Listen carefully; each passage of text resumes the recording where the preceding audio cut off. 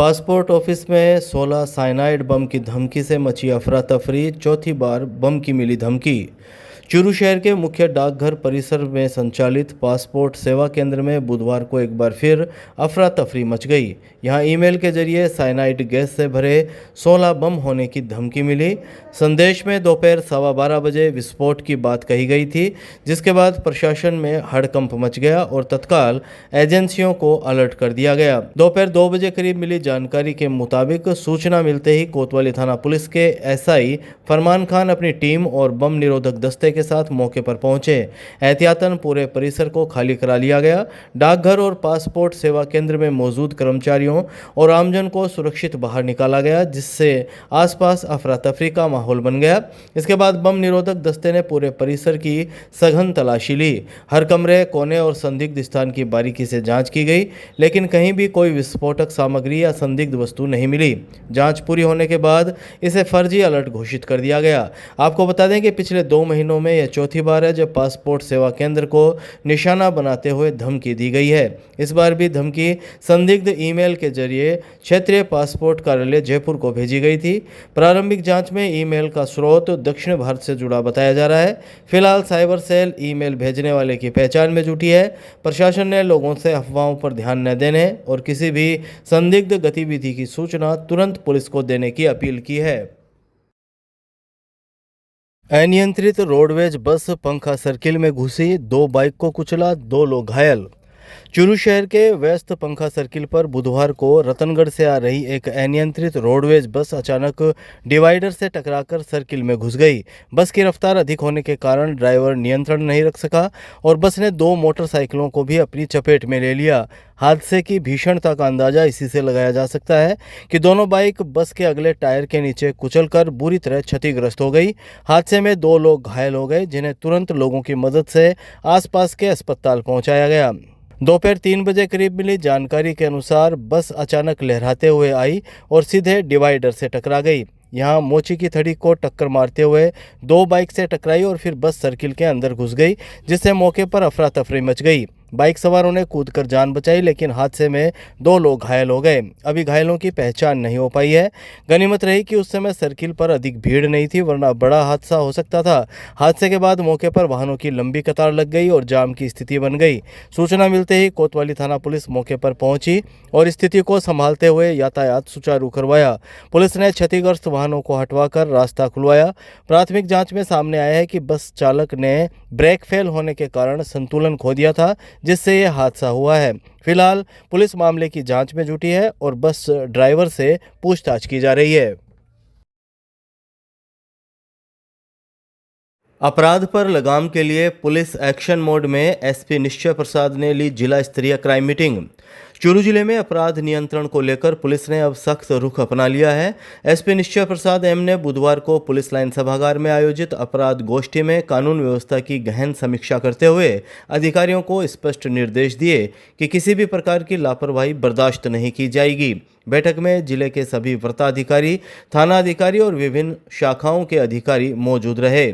शाम 5 बजे करीब मिली जानकारी के मुताबिक एसपी ने भारतीय न्याय संहिता, महिला अत्याचार, SC/ST अत्याचार और अन्य विशेष अधिनियमों के तहत दर्ज मामलों की समीक्षा करते हुए जांच और कार्रवाई में तेजी लाने के निर्देश दिए। उन्होंने 1 वर्ष और 5 वर्ष से अधिक समय से लंबित मामलों के शीघ्र निस्तारण के लिए विशेष कार्य योजना बनाने पर जोर दिया। संपत्ति संबंधी अपराधों में चालान पेश करने और बरामदगी प्रतिशत बढ़ाने के निर्देश देते हुए एसपी ने कहा कि लंबित मामलों को प्राथमिकता से निपटाया जाए। वहीं SC/ST, पॉक्सो, दुष्कर्म और रीओपन प्रकरणों को गंभीरता से लेते हुए त्वरित कार्रवाई सुनिश्चित करने के निर्देश दिए गए।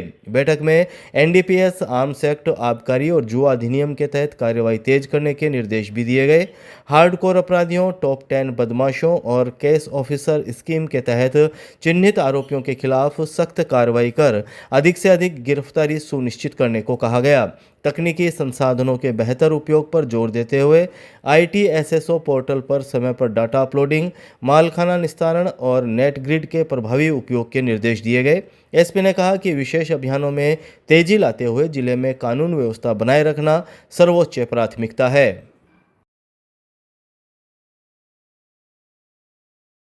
कोतवाली पुलिस ने लाखों के लेन देन वाले संदिग्ध खाते पकड़े, 3 नामजद के खिलाफ मुकदमा दर्ज। पश्चिमी बंगाल सहित देश भर में ठगी से जुड़े खाते। चूरू की कोतवाली थाना पुलिस ने 3 ऐसे संदिग्ध बैंक खाते पकड़े हैं जो पश्चिमी बंगाल सहित देश भर में की गई साइबर ठगी से जुड़े हुए थे। इन खातों का उपयोग ऑनलाइन ठगी से प्राप्त लाखों रुपए की राशि को जमा करने और निकालने के लिए किया जा रहा था।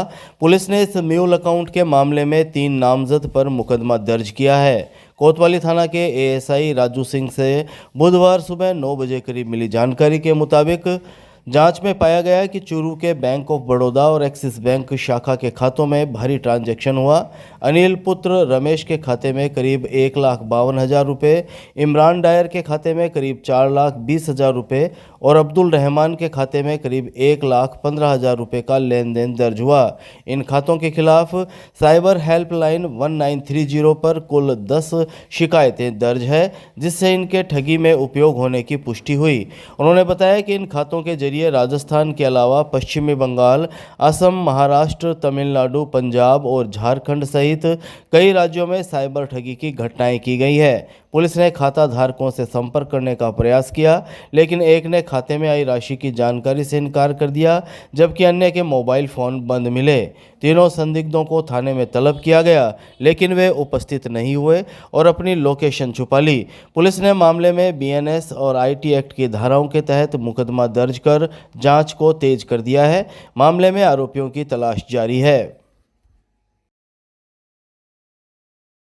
संगठन बढ़ाओ लोकतंत्र बचाओ अभियान को लेकर मंडेलिया हाउस में कांग्रेस की बैठक। सांसद, विधायक सहित पदाधिकारी रहे नदारद।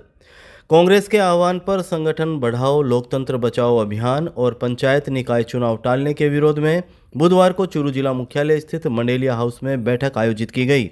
बैठक को पार्टी की दृष्टि से महत्वपूर्ण माना जा रहा था, लेकिन इसमें सांसद, कुछ वर्तमान और पूर्व विधायक सहित कई अग्रिम संगठनों के जिला अध्यक्ष अनुपस्थित रहे। बैठक में जिला प्रभारी और फतेहपुर विधायक हाकम अली खान ने भाजपा सरकार पर आरोप लगाते हुए कहा कि सत्ता के अहंकार में सुप्रीम कोर्ट के निर्देशों और संवैधानिक प्रावधानों की अनदेखी कर चुनाव टाले जा रहे हैं। उन्होंने कार्यकर्ताओं से सरकार के चाल चरित्र और चेहरे को जनता के सामने लाने का आह्वान किया। प्रदेश कांग्रेस उपाध्यक्ष रफीक मंडेलिया ने चुनाव टालने के निर्णय को लोकतंत्र पर कुठाराघात बताया। उन्होंने कहा कि कांग्रेस इस मुद्दे पर हर स्तर पर संघर्ष करेगी।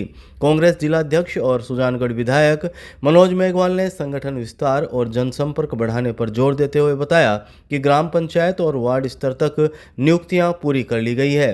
रतनगढ़ विधायक पूसाराम गोदारा ने कहा कि चुनाव नहीं होने से गांव में विकास कार्य प्रभावित हो रहे हैं। जिला सह प्रभारी दिनेश कसवा ने आरोप लगाया कि भाजपा सरकार महंगाई, बेरोजगारी और भ्रष्टाचार से ध्यान हटाने के लिए चुनाव टाल रही है। बैठक में कई वरिष्ठ नेता और कार्यकर्ता मौजूद रहे, जबकि तारानगर विधायक नरेंद्र बुडानिया, सरदार शहर विधायक अनिल शर्मा और पूर्व विधायक कृष्णा पूनिया सहित कई पदाधिकारी अनुपस्थित रहे। संचालन डॉक्टर प्यारेलाल दानोदिया ने किया। तो सरकार की हठधर्मिता है कि वो 1.5-2 साल जहाँ कार्यकाल खत्म हो गया वहाँ भी चुनाव नहीं करा रही, और एक जो संवैधानिक व्यवस्था है कि हर 5 साल में चुनाव होने चाहिए, उस पर भी इन्होंने प्रश्न लगा दिया कि भी संविधान को भी ये नहीं मानते, जबकि संविधान में कोई ऐसा प्रावधान नहीं है कि आप 5 साल से आगे चुनाव चलाओ। अगर कोई ऐसी विशेष परिस्थितियां हैं तो उसके संदर्भ में आप विधानसभा, लोकसभा में उसका उल्लेख होना जरूरी है, उसके आप इजाजत। पर इनके पास में नए कोई नियम, नए कायदे, नए संविधान मानने, और आज इस तरह से पंचायत और नगर निगम टाले जा रहे हैं, उसके खिलाफ पूरे प्रदेश में कांग्रेस ने 1 महीने अभियान चलाया कि जिसमें संगठन बढ़ाओ लोकतंत्र बचाओ, नगर निकाय पंचायत चुनाव कराओ, ये अभियान चला। और इसमें मुख्य उद्देश्य था कि चुनाव कराए जाए, लोगों तक अलग जिंदा है। उसके लिए जरूरी है कि संगठन पंचायत राज और नगर निकाय के उन स्तर तक पहुंचे। अंतिम स्तर क्या है? पंचायत और वार्ड है। तो हमने कांग्रेस के संगठन को पंचायत और वार्ड तक ले जाने का फैसला किया है, जिसमें हर वार्ड और हर पंचायत में उसका अध्यक्ष और 21 आदमी कार्यकारिणी बनी। सब जगह अध्यक्ष लगभग बन चुके, और अब कार्यकारिणी का बनने का काम जो है वो इस महीने शुरू होगा, जो पूरा हो जाएगा। तो ये अभियान चला, और उसी क्रम में आज चूरू विधानसभा का कार्यक्रम 30 तारीख तक पेंडिंग था, वो भी आज हो गया, और अब पूरे जिले के 6 विधानसभा में से कार्यक्रम हो गए। आज जिले के भी सब ब्लॉक अध्यक्षों को और कार्यकारिणी के नेताओं को हमने बुलाया, हमारे वरिष्ठ नेता सब थे, और उनसे भी हमने कहा है कि आप अब अपने विधानसभा क्षेत्र में और अपने ब्लॉकों में जाकर जो हमारी कार्यकारिणी है जल्दी से जल्दी बनाकर प्रदेश कांग्रेस कमेटी तक भिजवाएं, ताकि वहां से अनुमोदन होकर वो जारी हो सके। इस तरह का आज संगठन की बैठक के माध्यम से हमने बैठकर उस पर चर्चा की, तो और सब व्यक्तियों ने अपने विचार भी रखे और संगठन के इतर भी बहुत सी बातें अपने लोगों ने अपने विचार किए। क्या कहते हैं? देखो, चुनाव 5 राज्यों में हुए। बंगाल में भारतीय जनता पार्टी ने गुंडाराज करके लोगों को डरा धमका के चुनाव जीता, ये सबको पता है। आप बंगाल की बात करते हो, केरला की बात क्यों नहीं करते? केरला में कांग्रेस जीती और कांग्रेस को तो फायदा हुआ है। और एक मैं न्यूज देख रहा था कि राजेंद्र राठौड़ साहब ने उनको जिता दिया चुनाव। अरे राजेंद्र राठौड़ साहब, आप जीत नहीं सकते, वहां जाके चुनाव जिताएंगे, ये कहलाना क्या जरूरी था? हमारे भी नेता जाके आए हैं सब जगह चुनाव जिता के केरला के अंदर, हमने तो एक भी नहीं चलाया। जैसे हमारे बुढ़ानिया जी ने एक बात विधानसभा में कही थी कि दोनों बाप बेटे कैंची जेब में रखते हैं, जहां फीता खींचेंगे और काट देते हैं। ऐसे सुजानगढ़ में आपने किस्सा देखा? भाई सुजानगढ़ में हमारा विधायक बेटा है, एमपी बेटा है, इन्होंने क्या किया सुजानगढ़ के अंदर? वहां जाके फीता काटने को चले गए और लोगों ने मुंह की मारी, इनको भगाया, क्या इज्जत रही? ऐसा नहीं करना चाहिए। देखो, ये ही लोकतंत्र की हत्या है। जब विधायक वहाँ है, कांग्रेस के चेयरमैन ने वहाँ काम करवाए और फीता काटने के लिए यहाँ के विधायक और हमारे राजेंद्र जी के बेटे वहाँ चले गए। और बेटे का क्या काम है भाई? उसका क्या सहयोग है? क्या सहयोग है उसका, बताओ आप? उसका नाम पट्टी पे लिख दिया, विधायक का नाम पट्टी पे नहीं है। ऐसा ही उन्होंने परसों चला दिया कि राजेंद्र जी राठौड़ जी के नेतृत्व में 8 विधायक आए, हम उनके नेतृत्व में हमारी जीत हुई। जीत तो पहले आप जीत के जाओ, बाद में करो। उन्होंने कहा था कि मैं कभी चुनाव नहीं हारूंगा, हार लिया, देख लिया। अब उनका अंत आ गया है और ऐसी न्यूज़ों से कुछ नहीं बटेगा।